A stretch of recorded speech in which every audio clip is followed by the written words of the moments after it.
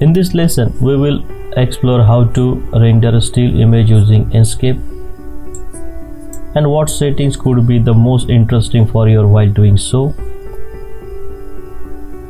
To render an image using Enscape is really simple. Just press the button up here or press the hotkey, which is Shift and F11 by default.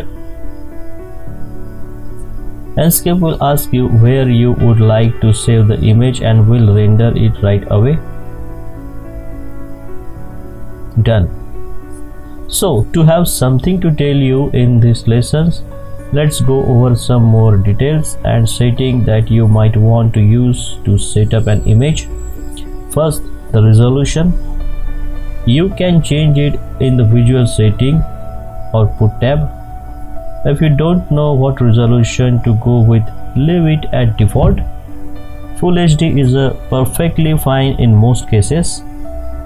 If you don't like to print at large scale, you can also go with Ultra HD or higher values. But if your graphics card runs out of available memory, Enscape may crash during the rendering. When selecting custom as a resolution, you can choose the aspect ratio of your export freely. In this case, it is recommended to enable the save frame in the Enscape interface, so you are always aware of the perspective of the resulting image.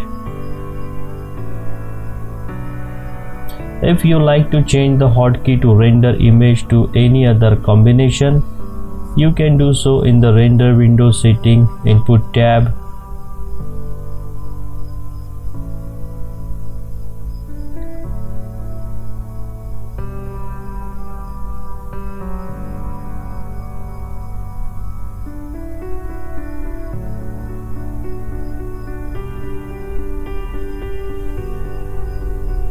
In the output tab, you can also set up a default folder in case you don't want to be prompted to choose a location every time, and you can tell Enscape to name the rendering automatically.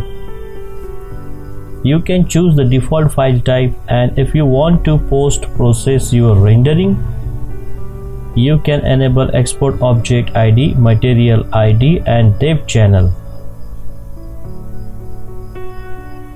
to export not one but 4 images. Enable you to edit any elements of your rendering separately in 2D software if required. Tip: if you want to export an alpha channel, meaning a black and white mask, for your rendering to add a custom background, enable export object ID, material ID, and depth channel, and dial the depth range all the way up to 10,000 meters.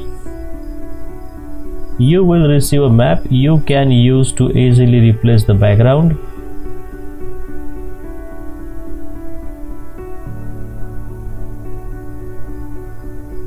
Thanks for watching. Please download and install our FCAD Academy app and subscribe our YouTube channel.